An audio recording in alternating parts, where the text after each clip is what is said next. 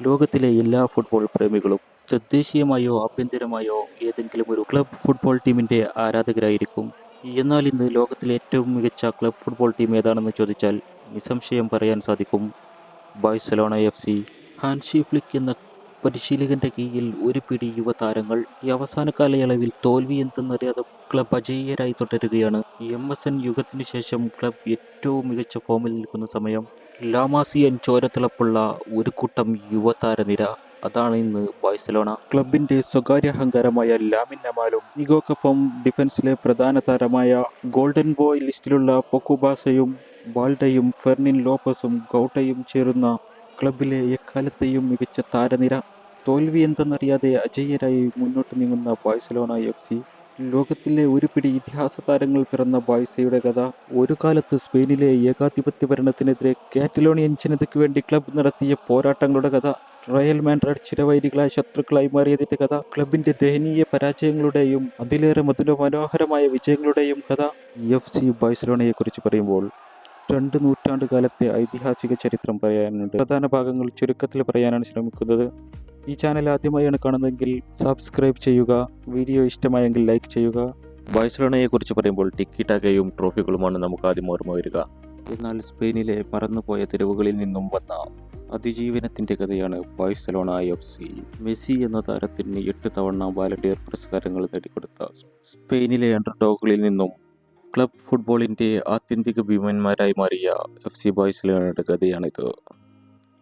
19-ാം നൂറ്റാണ്ടിന്റെ അവസാനം ഹാൻസ് ഗാംബർ എന്ന, പിന്നീട് ജോൺ ഗാംബർ എന്ന പേരിൽ അറിയപ്പെട്ടിരുന്ന സ്വിറ്റ്സർലാൻഡിലെ ഒരു ബിസിനസ്സുകാരൻ തന്റെ താമസം ബാഴ്സലോണയിലേക്ക് മാറ്റുന്നത്. ഫുട്ബോളിനെ ഏറെ ഇഷ്ടപ്പെട്ടിരുന്ന അദ്ദേഹം അവിടെ ഒരു ടീമിനെ ഉണ്ടാക്കണമെന്ന ആഗ്രഹത്തിൽ പ്രാദേശിക പത്രത്തിൽ ഒരു പരസ്യം നൽകുകയും ചെയ്യുന്നത്. പുതിയൊരു ഫുട്ബോൾ ടീമിലേക്ക് 11 പേരെ ആവശ്യമുണ്ടെന്നായിരുന്നു അത്. അച്ചടക്കവും ആവേശവുമുള്ള ആദ്യ ബാഴ്സലോണ ടീമിനെ അദ്ദേഹം പ്രഖ്യാപിച്ചു. പിന്നീട് കാറ്റലോണിയ, സ്വിറ്റ്സർലാൻഡ്, ബ്രിട്ടൻ എന്നീ സ്ഥലങ്ങളിൽ നിന്നും പുതിയ താരങ്ങളെ ടീമിലെത്തിക്കുകയും ചെയ്തു. അങ്ങനെ 1899-ൽ ബാഴ്സലോണ FC ഒരു ഒഫീഷ്യൽ ഫുട്ബോൾ ക്ലബ്ബായി പ്രാബല്യത്തിൽ വന്നു. ഗാംബറിന് തന്നെ ഔദ്യോഗിക പ്രസിഡന്റ് സ്ഥാനവും ക്യാപ്റ്റൻസിയും നൽകുകയും ചെയ്തു. അദ്ദേഹത്തിന്റെ സ്പോർട്സ്മാൻ സ്പിരിറ്റും ക്രിയേറ്റിവിറ്റിയും കാറ്റലോണിയയിലെ സാധാരണ ജനങ്ങളുമായി അദ്ദേഹത്തിന്റെ രാഷ്ട്രീയവും സാംസ്കാരികവുമായുള്ള ബന്ധങ്ങൾ ഈ ടീമിന് വളരെയധികം ഉപകാരം ചെയ്തു. കാറ്റലോണിയൻ ജനങ്ങളുടെ മനസ്സിൽ ബാഴ്സലോണ FC ആഴത്തിൽ പതിഞ്ഞത് ഈ ഒരു കാലഘട്ടത്തിലായിരുന്നു. എന്നാൽ ഈ സമയത്ത് ഒരു സ്വന്തമായി ഹോം ഗ്രൗണ്ട് ഇല്ലാത്തതും ലോജിസ്റ്റിക്കും സാമ്പത്തികവുമായുള്ള ചില വെല്ലുവിളികൾ ടീമിന് നേരിടേണ്ടി വന്നിരുന്നു. അങ്ങനെ ഒരു വെല്ലുവിളികൾ നേരിടുമ്പോഴും ടീം ക്രമേണ പ്രശസ്തി നേടിത്തുടങ്ങിയിരുന്നു. ടീമിന്റെ അതുല്യമായ കളിരീതിയും കഴിവുകളും വിവിധ രാജ്യങ്ങളിൽ നിന്നുള്ള അതുല്യരായ കളിക്കാരെ ആകർഷിക്കാൻ തുടങ്ങിയത് ഈ ഒരു സമയത്തായിരുന്നു. ജോൺ ഗബ്ബറിന്റെ യൂറോപ്പിലുള്ള സാമ്പത്തിക ബന്ധം മാത്രമല്ല, ടീമിന്റെ കഠിനപ്രയത്നവും കൂടിയായിരുന്നു നിർണായകമായത്. 20-ാം നൂറ്റാണ്ട് പുരോഗമിക്കുമ്പോൾ ബാഴ്സലോണയും വളരെയധികം ഉയരാൻ തുടങ്ങിയിരുന്നു. ആ കാലഘട്ടത്തിൽ 1902-ലെ കോപ്പ അമേരിക്ക റീജിയണൽ ചാമ്പ്യൻഷിപ്പ് ബാഴ്സലോണയുടെ ആദ്യത്തെ ചാമ്പ്യൻഷിപ്പ് വിജയമായിരുന്നു അത്. ആ മഹത്തായ വിജയം അങ്ങനെ വലിയ വലിയ വിജയങ്ങൾക്കും വഴിയൊരുക്കി. എന്നാൽ ആ കാലഘട്ടത്തിലായിരുന്നു സ്പെയിനിലെ ഏകാധിപത്യ ഭരണത്തിനെതിരെയുള്ള കാറ്റലോണിയൻ ജനങ്ങളുടെ പ്രക്ഷോഭം ആരംഭിക്കുന്നത്. ബാഴ്സലോണ FC-യുടെ വളർച്ചയിൽ സ്പെയിൻ രാഷ്ട്രീയവുമായി വളരെയധികം ബന്ധമുണ്ടായിരുന്നു. പ്രത്യേകിച്ചും കാറ്റലോണിയക്കാരുടെ സ്വയംഭരണ പോരാട്ടത്തിന്റെ ആദ്യ ദിനങ്ങളിൽ ബാഴ്സലോണ FC ഒരു പ്രതീകമായി മാറിയിരുന്നു. എന്നാൽ ഈ സമയത്ത് ഭരണകൂടം റയൽ മാഡ്രിഡുമായി വലിയൊരു ബന്ധം പുലർത്തുന്നതാണ് കണ്ടത്. സ്പെയിൻ ഗവൺമെന്റ് ഫ്രാൻസിസ്കോയുടെ സ്വജാധിപത്യ ഭരണത്തിന്റെയും കാറ്റലോണിയൻ പ്രാദേശിക സംസ്കാരത്തെ അടിച്ചമർത്തലുകളുടെയും മത്സരമായിരുന്നു പിന്നീട്. ബാഴ്സലോണയിലെ ഓരോ കളിക്കാരും അവരുടെ പ്രതീകമായി മാറി. പിന്നീട് നടന്ന ഓരോ മത്സരങ്ങളും അവരുടെ അഭിമാന പോരാട്ടമായി. മത്സരം നടക്കുന്ന വേദികൾ അവരുടെ വ്യക്തിഗത നേട്ടങ്ങൾ സ്വന്തമാക്കാനുള്ള ഒരിടം കൂടിയായിരുന്നു. അടിച്ചമർത്തലുകൾക്കിടയിലും ടീം കാലക്രമേണ പ്രശസ്തി കൈവരിച്ചു. 1950-കളിൽ ഹംഗേറിയൻ ഫോർവേഡ് താരം ലാസ്ലോ കുബാലയുടെ നേതൃത്വത്തിൽ ഒരു പുതിയ യുഗം തന്നെ പിറന്നു. 1951-ലായിരുന്നു കുബാലയുടെ സൈനിങ്. ഒരു വിപ്ലവകാരനായ അദ്ദേഹത്തിന്റെ അപാര മികവും ഗോൾ സ്കോർ ചെയ്യാനുള്ള അദ്ദേഹത്തിന്റെ സർഗാത്മക കഴിവും ബാഴ്സലോണയെ 2 നിലയിലും ആധിപത്യം സ്ഥാപിക്കാൻ സഹായിച്ചു. ആഭ്യന്തരമായും അന്തർദേശീയമായും കുബാല ടീമിനെ നയിച്ചപ്പോൾ 1951-52 സീസണുകളിൽ മാത്രം 5 ട്രോഫികളാണ് തട്ടകത്തിലെത്തിച്ചത്. അതോടെ ക്ലബ് ഫുട്ബോളിന്റെ ഉയരങ്ങളിൽ സ്ഥാനമുറപ്പിക്കുകയും ചെയ്തു. ലോക ഫുട്ബോളിന്റെ ശക്തിയായി മാറിയ ബാഴ്സലോണയ്ക്ക് ആധിപത്യം തുടരാൻ ഒരു സ്റ്റേഡിയം അനിവാര്യമായിരുന്നു.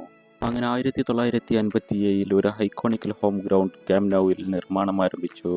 90,000 കാണികളെ ഉൾക്കൊള്ളിക്കാവുന്ന ആ സ്റ്റേഡിയം അത് അവരുടെ കോട്ട മാത്രമായിരുന്നില്ല, ആ നാടിൻ്റെ ഒരു അഭിമാനം കൂടിയായിരുന്നു. അന്ന് കുബാല എന്ന താരം അവരുടെ പ്രതിരോധ ശേഷിയുടെ പ്രതീകമായി നിന്നു. കുബാല എന്ന താരം ക്ലബിന് ചെലുത്തിയ സ്വാധീനം ചെറുതൊന്നുമായിരുന്നില്ല. അദ്ദേഹത്തിൻ്റെ ഡ്രിബ്ലിങ്ങും കളിയുടെ വേഗത നിർണ്ണയിക്കാനുള്ള സ്വാധീനവും ടീമിന് വലിയൊരു ഊർജം നൽകി. ടിക്കി ടാക്ക ഫിലോസഫിയും അയാളുടെ കീഴിൽ സമാനതകളില്ലാത്ത ഉയരങ്ങളിലെത്തിച്ചു. 1950കളിലെ വിജയത്തിനു ശേഷം 60കളിലും 70കളിലും ബാഴ്സലോണയ്ക്ക് വെല്ലുവിളികൾ നിറഞ്ഞ കാലമായിരുന്നു. ദ റയൽ മാഡ്രിഡ് അൽഫാനോ ഡി സ്റ്റിഫാനോയുടെ കീഴിൽ ഫ്രാങ്കോ ഭരണകൂടത്തിൻ്റെ സ്വന്തം റിയൽ മാഡ്രിഡ് ആഭ്യന്തര യൂറോപ്യൻ മത്സരങ്ങളിൽ റിയലിനോട് മത്സരിക്കുമ്പോൾ പാടുപെട്ടു ബാഴ്സലോണ. ലാലിഗയിലും യൂറോപ്യൻ കപ്പിലും റിയൽ മാഡ്രിഡ് ആധിപത്യം സ്ഥാപിച്ച സമയം ബാഴ്സലോണയെ ഒരു ക്യാച്ചപ്പ് കളിപ്പിച്ചുകൊണ്ടേയിരുന്നു. എന്നിരുന്നാലും ദുർബലമായ ഈ സമയത്തും ബാഴ്സലോണ ഒരു ശക്തമായ ക്ലബ്ബായി തുടരുകയും ചെയ്തു. ടീം ലോകോത്തര കളിക്കാരെ ബാഴ്സലോണയിലേക്ക് ആകർഷിച്ചുകൊണ്ടേയിരുന്നു. ജോഹാൻ ക്രൂയിഫ് എന്ന താരം 1973കളിൽ ടീമിനൊപ്പം ചേർന്നു. ക്രൂയിഫ് യുഗമായിരുന്നു പിന്നീട് മാസ്മരിക പ്രകടനങ്ങൾ കൊണ്ട് വീണ്ടും ടീമിനെ ഉയരങ്ങളിലെത്തിച്ചു.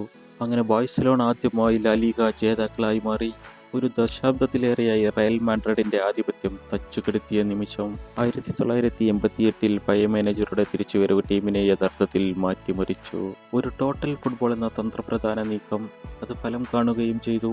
വരുന്ന വർഷങ്ങളിൽ ബാഴ്സലോണയുടെ പേരും മഹിമയും വാനോളം ഉയരുന്നതാണ് കണ്ടത്. അദ്ദേഹത്തിന് കീഴിൽ 1991 മുതൽ 94 വരെ തുടർച്ചയായി 4 ലാലിഗ കിരീടങ്ങൾ സ്വന്തമാക്കുകയും ചെയ്തു. 1992 യൂറോപ്യൻ കപ്പും സ്വന്തം തട്ടകത്തിലെത്തിച്ചു. ഈ ഒരു കാലഘട്ടത്തിൽ ബാഴ്സലോണ FC ഒരു കൂട്ടം ഇതിഹാസ താരങ്ങൾ അണിനിരക്കുന്ന ഒരു വലിയ ടീമായി മാറിയിരുന്നു. ഹോയിഫ്, കോഡിയല്ലോ, മൈക്കൽ ലാച്ചൻ, റാണൽ കോമൺ എന്നിവരടങ്ങുന്ന ഒരു അതിമനോഹരമായി ഫുട്ബോൾ കളിക്കുന്ന ടീമായി മാറിയിരുന്നു. ടീം മാനേജർ എന്ന നിലയിൽ ക്രൂയിഫിന് ആരാധകർക്കിടയിലും ഫുട്ബോൾ ലോകത്തിനിടയിലും വലിയ പിന്തുണകൾ ലഭിച്ചു. ഫുട്ബോൾ ചരിത്രത്തിലെ ഏറ്റവും വലിയ ഇതിഹാസ താരങ്ങൾ പിറവിയെടുത്ത ലാമാസിയ അക്കാദമിക്കും തുടക്കം കുറിച്ചത് അദ്ദേഹമായിരുന്നു. Lionel Messi, Xavi Hernandez, Andres Iniesta എന്നിവരടങ്ങുന്ന പുതിയ ജനറേഷനെ വാർത്തെടുത്തത് ഇവിടെ നിന്നായിരുന്നു. 1996 യോഹാൻ ക്രൂയിഫ് ടീം വിട്ടതോടുകൂടി ടീം മറ്റൊരു മോശം കാലത്തെ ഫേസ് ചെയ്യേണ്ടി വന്നു. പിന്നീടുള്ള ചെറിയ കാലയളവിൽ 7 കോച്ചുമാരുടെ കീഴിൽ മാറി മാറി പരീക്ഷിച്ചെങ്കിലും ഫലം കണ്ടില്ല. അങ്ങനെ ലൂയി വാൻ ഗോളിൻ്റെ കീഴിൽ 1998-99 സീസണുകളിൽ തുടർച്ചയായി 2 ലാലിഗ കിരീടങ്ങൾ സ്വന്തമാക്കി ടീം തിരിച്ചു വന്നു. എന്നാൽ 2000 വാൻ ഗോൾ പുറത്തായതിനു ശേഷം ടീം ഏറ്റവും മോശം കാലഘട്ടത്തിലേക്ക് നീങ്ങി. ആഭ്യന്തര അന്താരാഷ്ട്ര മത്സരങ്ങളിലെ മോശം പ്രകടനം ഈ കാലയളവിൽ ടീമിന് പ്രധാന നേട്ടങ്ങളൊന്നും കൈവരിച്ചതുമില്ല. കാർലോസ് ബെക്സാച്ചിനെയും ഫ്രാങ്ക് റിച്ച്കാർഡിനെയും കൊണ്ടുവന്നെങ്കിലും ക്ലബിൻ്റെ ഒരു ടേണിംഗ് പോയിന്റായി മാറിയത് 2003 സൈനിങ് ആയിരുന്നു. ജോൺ ലോപ്റ്റോയെ മാനേജറായി തിരഞ്ഞെടുത്തതോടുകൂടി ബ്രസീലിയൻ ഇതിഹാസ താരം മാസ്ട്രോ റൊണാൾഡിഞ്ഞോ എന്ന ഒരു വലിയ സൈനിങ് തന്നെ ക്ലബ് നടത്തി. മാസ്മരിക കഴിവും സാംക്രമിക പുഞ്ചിരിയും കൊണ്ട് ഫുട്ബോളിനെ ആയാസരഹിതമാക്കാൻ കഴിയുന്ന താരമായിരുന്നു റൊണാൾഡിഞ്ഞോ. അദ്ദേഹത്തിൻ്റെ നേതൃത്വത്തിൽ പിച്ചിൽ ബാഴ്സ അവരുടെ ആക്രമണ രീതി വീണ്ടെടുത്തു. 2003 ക്ലബിൻ്റെ പുതിയ കോച്ചായി തിരഞ്ഞെടുത്ത ഫ്രാങ്ക് റിച്ച്കാർഡ് ദുർബലമായ സമയത്ത് ടീമിനെ കരകയറ്റാൻ കഴിയുന്ന വ്യക്തിയാണെന്ന് തെളിയിക്കുകയും ചെയ്തു. ഒരു ചലനാത്മകമായ ആക്രമണ ശൈലി അദ്ദേഹം മെനഞ്ഞെടുത്തു. റൊണാൾഡിഞ്ഞോ, സാമുവൽ എറ്റോവ, മെസ്സി എന്നിവരെ അദ്ദേഹം അതിനായി തിരഞ്ഞെടുത്തു. 2004-05 സീസണിലാണ് മെസ്സി എന്ന യുവതാരം അരങ്ങേറ്റം കുറിച്ചത്. 2005-06 സീസണുകളിൽ ബാഴ്സലോണ സ്പാനിഷ് ഫുട്ബോളിൽ അവരുടെ ആധിപത്യം സ്ഥാപിച്ചു. തുടർച്ചയായി 2 ലാലിഗ കിരീടങ്ങൾ. എന്നാൽ 2006 യുവേഫ കിരീടമായിരുന്നു ആ സീസണിലെ ഏറ്റവും വലിയ വിജയം. യുവേഫ ചാമ്പ്യൻഷിപ്പിൽ ഫൈനലിൽ ആഴ്സണലിനെ 2-1 പരാജയപ്പെടുത്തിക്കൊണ്ടായിരുന്നു ബാഴ്സലോണ രണ്ടാമതും യുവേഫ ചാമ്പ്യന്മാരായത്. ക്ലബ് വീണ്ടും യൂറോപ്യൻ ഫുട്ബോളിൻ്റെ ഉയരങ്ങളിലെത്തി. എന്നിരുന്നാലും 2006 ശേഷം റിച്ചാർഡിൻ്റെ കീഴിൽ ടീം വേഗത കുറയാൻ തുടങ്ങി. റൊണാൾഡിഞ്ഞോയുടെ തുടർച്ചയായ പരിക്കും ടീമിന് വെല്ലുവിളിയായി. 2008 ആവശ്യമായി വന്നു. പെപ് ഗാർഡിയോല, യോഹാൻ ക്രൂയിഫ് തുടക്കമിട്ട ഫുട്ബോൾ അക്കാദമിയുടെ തുടർച്ചക്കാരനായിരുന്ന പെപ് ഗാർഡിയോല ക്ലബിലേക്ക് മടങ്ങി വന്ന ഉടനെ തന്നെ എക്കാലത്തെയും മികച്ച ഒരു ടീമിനെ വാർത്തെടുത്തു. ടീമിനെ വേഗതയുള്ള സമ്മർദ്ദങ്ങളെ അതിജീവിക്കുന്ന പൊസിഷൻ ഫുട്ബോൾ അദ്ദേഹം മെനഞ്ഞെടുത്തു. പിന്നീട് ആഭ്യന്തര അന്തർദേശീയ മത്സരങ്ങളിൽ നിന്നായി 2008-2012 സീസണുകൾക്കിടയിൽ 3 ലാലിഗ കിരീടങ്ങൾ, 2 യുവേഫ ചാമ്പ്യൻസ് ലീഗ് കിരീടങ്ങൾ കൂടാതെ മറ്റനവധി കിരീടങ്ങളും സ്വന്തമാക്കാൻ സാധിച്ചു. ഗാർഡിയോളയുടെ ഏറ്റവും വിശ്വസ്തനായ കളിക്കാരനായി മെസ്സി മാറിയത് ഈ സമയത്തായിരുന്നു. മെസ്സിക്ക് കൂട്ടിനായി ഷാവിയും എനസ്റ്റയും എത്തിയതോടെ മിഡ്ഫീൽഡും ഡേവിഡ് മില്ല, പെഡ്രോ എന്നിവർ കൂടായതോടെ ആക്രമണ ശൈലി തുടർന്നു team. 2011 champions league final Barcelona Manchester United മത്സരം 3-1 എന്ന നിലയിൽ ബാഴ്സലോണ കിരീടം സ്വന്തമാക്കി. എന്നാൽ ലോക ഫുട്ബോൾ ചരിത്രത്തിലെ തന്നെ ഏറ്റവും മികച്ച മത്സരങ്ങളിലൊന്നായിരുന്നു അത്. ഗാർഡിയോളയുടെ കീഴിൽ വലിയ നേട്ടങ്ങളാണ് ബാഴ്സലോണ കൈവരിച്ചത്. ടീം വിജയം തുടർന്നു. ബാഴ്സയുടെ ടിക്കി ടാക്ക പൊസിഷൻ ഫുട്ബോൾ പിന്നീട് ലോകമെമ്പാടുമുള്ള ക്ലബ്ബുകൾ അനുകരിക്കാൻ ശ്രമിക്കുന്നതാണ് കണ്ടത്. എന്നാൽ 2012 ഗാർഡിയോള ടീം വിട്ടതിനു ശേഷം ടീമിന് നിലനിൽക്കാൻ പറ്റുമോ എന്നതായി. എന്നാൽ ടിറ്റോ വില്ലനോവ, ലൂയിസ് എൻറിക്ക് എന്നിവരുടെ കീഴിൽ ബാഴ്സയുടെ ആധിപത്യം തുടർന്നുകൊണ്ടേയിരുന്നു. 2015 ട്രിപ്പിൾ കിരീടങ്ങളാണ് ക്ലബ്ബിലെത്തിച്ചത്. La Liga, Copa del Rey, UEFA championship എന്നിവ തട്ടകത്തിലെത്തിച്ചു. ലൂയിസ് എൻറിക്കയുടെ കീഴിൽ ലയണൽ മെസ്സി, നെയ്മർ, സുവാരസ് എന്നിവരടങ്ങുന്ന അറ്റാക്കിംഗ് ടീം ലോക ഫുട്ബോൾ ചരിത്രത്തിൽ തന്നെ ഇടം പിടിച്ചു. സ്വദേശികളായിട്ടുള്ള താരങ്ങളെ തന്നെ നിലനിർത്തി. Gerard Pique, Sergio Busquets, Jordi Alba എന്നിവരടങ്ങുന്ന ഒരു പിടി സ്വദേശികൾ ടീമിലുണ്ടായിരുന്നു. ക്ലബിന്റെ സ്വന്തം ലമാസിയ അക്കാദമി വാർത്തെടുത്ത താരങ്ങളാണ് ഇവരെല്ലാം. എന്നാൽ 2017 നെയ്മറിന്റെ ട്രാൻസ്ഫർ ഒരു പ്രധാന വഴിത്തിരിവായി. 222 ബില്യൺ യൂറോ എന്ന ലോക റെക്കോർഡ് തുകയ്ക്ക് പാരീസിലോട്ട് നെയ്മർ ക്ലബിലെ നിർണായക താരമായിരുന്നു. ബാഴ്സലോണയുടെ എക്കാലത്തെയും മികച്ച കൂട്ടുകെട്ടായിരുന്നു MSA എന്നറിയപ്പെടുന്ന മെസ്സി, സുവാരസ്, നെയ്മർ ആക്രമണ നിര. അതിനുള്ള ഉദാഹരണമാണ് 2015 യുവേഫ ചാമ്പ്യൻസ് ലീഗ് ഉൾപ്പെടെ ഒരു പിടി വിജയങ്ങളും. നെയ്മറിന്റെ പകരക്കാരനെ കണ്ടെത്താൻ ടീം പാടുപെട്ടു. അങ്ങനെയിരിക്കെ ഡോർമുണ്ടിൽ നിന്നും ഊസ്മാൻ ഡെംബെലെനെ ടീമിലെത്തിക്കുന്നത്, ലിവർപൂളിൽ നിന്നും ഫിലിപ്പ് കുട്ടീഞ്ഞോയെയും ടീമിലെത്തിച്ചു. അങ്ങനെ ടീം സ്പെയിനിലെ ആധിപത്യം തുടർന്നു. 2018-19 സീസണുകളിൽ ലാ ലീഗ സ്വന്തമാക്കി. എന്നാൽ 2019 ചാമ്പ്യൻസ് ലീഗിൽ എനസ്റ്റയുടെ കീഴിൽ വൻ പരാജയങ്ങൾ ടീമിനെ നിരാശയിലാക്കി. ചാമ്പ്യൻസ് ലീഗ് ക്വാർട്ടർ ഫൈനലിലെ വലിയ പരാജയം. ആദ്യ പാദത്തിൽ സ്വന്തം നാട്ടിൽ 3-1 എന്ന ആത്യന്തിക വിജയം. രണ്ടാം പാദത്തിൽ 3-0 എന്ന സ്കോറിന് ടീം പുറത്ത്. തൊട്ടടുത്ത വർഷവും സമാനമായ രീതിയിലായിരുന്നു ബാഴ്സ. 2019 സെമി ഫൈനൽ വീണ്ടും ലിവർപൂളിനെ 3-0 സ്വന്തം തട്ടകത്തിൽ തോൽപ്പിച്ചു. എന്നാൽ ഹെവേ മത്സരത്തിൽ 4-0 എന്ന ദയനീയ പരാജയം. 2020 ഇതുതന്നെ തുടർന്നു. ക്ലബ് മാനേജ്മെന്റിന്റെ കെടുകാര്യസ്ഥതയും ടീമിന്റെ ഒത്തൊരുമയില്ലായ്മയും ടീമിൽ വലിയ വിള്ളൽ വരുത്തിയിരുന്നു. 2020 champions league quarter final Bayern മ്യൂണിക്കിനോട് 8-2 എന്ന ദയനീയ പരാജയം. ഇത് കോച്ച് ക്യുക് സെറ്റിയാന്റെ പുറത്താകലിനും റൊണാൾഡ് കോമൻ എന്ന പുതിയ കോച്ചിന് വഴിവെച്ചു. 2020 ഓഗസ്റ്റ് മാസം ക്ലബിലെ ഇതിഹാസ താരമായിരുന്ന ലയണൽ മെസ്സി ടീം ബ്യൂറോക്ക് ഒരു ഫാക്സ് അയച്ചു.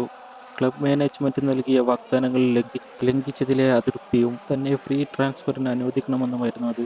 എന്നാൽ കരാറിലെ നിയമപരമായ പ്രശ്നങ്ങൾ കാരണം ടീമിൽ തുടരേണ്ടി വന്നു. ക്ലബ് പ്രസിഡന്റ് ജോസഫ് തോമസ് ബാർഡമേയുടെ പിരിമുറുക്കം കാരണം നീണ്ടുപോയ ട്രാൻസ്ഫർ. എന്നാൽ അതേ വർഷം അവസാനത്തിൽ വാർഡമേ പ്രസിഡന്റ് സ്ഥാനം രാജിവെക്കുകയും 2021 ആദ്യത്തിൽ ജോൺ ലപ്പോർട്ട ടീം പ്രസിഡന്റായി തിരിച്ചുവരികയും ചെയ്തു. എന്നാൽ 2021 ക്ലബ് സാമ്പത്തികമായി പരാജയപ്പെടുന്ന കണ്ടത്. അനാവശ്യമായ ട്രാൻസ്ഫറുകൾ കാരണം 1 ബില്യൺ യൂറോയുടെ നഷ്ടമാണ് ക്ലബിനുണ്ടായത്. 2021 ഓഗസ്റ്റ് മാസം ഇതിഹാസ താരത്തിന്റെ കണ്ണീരോടെയുള്ള വിടവാങ്ങലിനാണ് ബാഴ്സ ആരാധകർ സാക്ഷികളായത്. മെസ്സി PSG നീങ്ങുന്നു എന്ന വാർത്ത ആരാധകർക്ക് നിരാശയാണ് നൽകിയത്. ഈ സാമ്പത്തിക പ്രശ്നങ്ങൾ കാരണം താരങ്ങളുടെ വേതനം വെട്ടിച്ചുരുക്കി. യോണി ഗ്രീസ്മാനെ ടീമിൽ തിരിച്ചെത്തിക്കുകയും ചെയ്തു. എന്നാൽ ഈ വെല്ലുവിളികൾക്കിടയിലും കോമാൻ ടീമിനെ വിജയത്തിലെത്തിച്ചു. അത്ലറ്റിക്കോയ്ക്കെതിരെ കോപ്പ ഡെൽ റേ ചാമ്പ്യന്മാരായി ബാർസലോണ FC. എന്നാൽ ക്ലബിന്റെ സ്ഥിരതയില്ലാത്ത പ്രകടനം കാരണം 2021 നവംബറിൽ കോച്ച് കോൺമെനെ പുറത്താക്കുന്നതിലേക്ക് നയിച്ചു. എന്നാൽ ബാഴ്സലോണൻ ഇതിഹാസം ഷാവി ഹെർണാണ്ടസ് വീണ്ടും കോച്ചായി സ്ഥാനമേറ്റു. ഷാവിയിൽ ആരാധകർക്ക് വലിയൊരു ശുഭാപ്തി വിശ്വാസം തന്നെ ഉണ്ടായിരുന്നു. ദിശാബോധമുള്ള ഒരു ടീമിനെ പുനർജനിപ്പിക്കാൻ ശ്രമിച്ചു. പരമ്പരാഗത ശൈലിയിലുള്ള ഒരു ടീമായിരുന്നു അദ്ദേഹത്തിന്റെ ലക്ഷ്യം. ക്ലബിന്റെ സാമ്പത്തികം വലിയൊരു പ്രശ്നമായിരുന്നു. യങ് പ്ലേയേഴ്സിനെയും ഫ്രീ ട്രാൻസ്ഫറുകളടക്കം ചില സൈനിങ്ങുകൾ നടന്നു. മെമ്പിസ് പെപ്പെ, ഒബാമിയ, റോബർട്ട് ലിയോസ്കി എന്നിവരെ ടീമിലെത്തിച്ചു. എന്നാൽ 2022-23 സീസണുകളിൽ ക്ലബിലൊരു യുഗത്തിന്റെ അവസാനമായിരുന്നു. ടീമിലെ പല ഇതിഹാസ താരങ്ങളുടെയും കരാറുകൾ അവസാനിപ്പിച്ചു. ജെറാർഡ് പിക്കെ കഴിഞ്ഞ 15 സീസണുകളായി ടീമിന്റെ കൂടെയുള്ള താരം. 30-ലധികം ചാമ്പ്യൻ കിരീടങ്ങൾ സ്വന്തമാക്കിയിട്ടുണ്ട് ടീമിനൊപ്പം. സെർജിയോ ബുസ്കേറ്റ്സ് കഴിഞ്ഞ 18 വർഷങ്ങൾക്കിടയിൽ 32 ട്രോഫികൾ ടീമിനൊപ്പം സ്വന്തമാക്കിയ താരം. ജോർഡി ആൽബ ദീർഘകാലം ക്ലബിനൊപ്പം ഉണ്ടായിരുന്ന മറ്റൊരു താരമാണ്. 11 വർഷത്തിനിടയിൽ 19 ചാമ്പ്യൻഷിപ്പ് കിരീടങ്ങളിൽ പങ്കാളിയായി ഇദ്ദേഹം. ടീം വീണ്ടും വിജയപാതയിൽ തിരിച്ചെത്തി. 2021 ശേഷമുള്ള ആദ്യ കിരീടം. വൈര്യശത്രുക്കളായ റയൽ മാഡ്രിഡിനെതിരെ 3-1 എന്ന സ്കോറിന് ആധികാരിക വിജയം ക്ലബിനൊരു ഊർജ്ജമായി മാറിയത്. 2019 ശേഷം 2023 ടീമിൽ വലിയ അഴിച്ചുപണികൾ നടന്നു. ചാമ്പ്യൻസ് ലീഗിൽ പ്രതീക്ഷയുടെ 2 ഗ്രൂപ്പ് ഘട്ടങ്ങൾ വിജയിച്ചു കയറി. എന്നാൽ ക്വാർട്ടർ ഫൈനലിൽ പരാജയം ഏറ്റുവാങ്ങേണ്ടി വന്നു. ക്ലബിന്റെ ആഭ്യന്തര മത്സരമായ സൂപ്പർ കോപ്പ ഡിയിൽ റണ്ണേഴ്സപ്പായി മടങ്ങി. കോപ്പ ഡെൽ റേയിലും വിധി പരാജയമായിരുന്നു. അത്ലറ്റിക്കോയോട് ലാലിഗ ചാമ്പ്യൻഷിപ്പ് ഫൈനലിൽ ഏറ്റ പരാജയം വൻ തിരിച്ചടിയായിരുന്നു. കഴിഞ്ഞ 3 സീസണുകളിലെ ഷാവി യുഗത്തിനും അവസാനമായി ഹാൻസി ഫ്ലിക്ക് പുതിയ കോച്ചായി സ്ഥാനമേറ്റു. ഹാൻസി ഫ്ലിക്കിന് ടീമിനെ ഉയരങ്ങളിലേക്ക് എത്തിക്കാൻ സാധിക്കട്ടെയെന്ന് ആരാധകരുടെ ആശംസകൾ ഒഴുകിയെത്തി. നമുക്ക് കാത്തിരിക്കാം ബാഴ്സയുടെ വൈര്യശത്രുക്കളായ കോളോ ഫുട്ബോളിൽ ആധിപത്യം തുടരുന്ന റയൽ മാഡ്രിഡിന്റെ കഥയ്ക്കായി.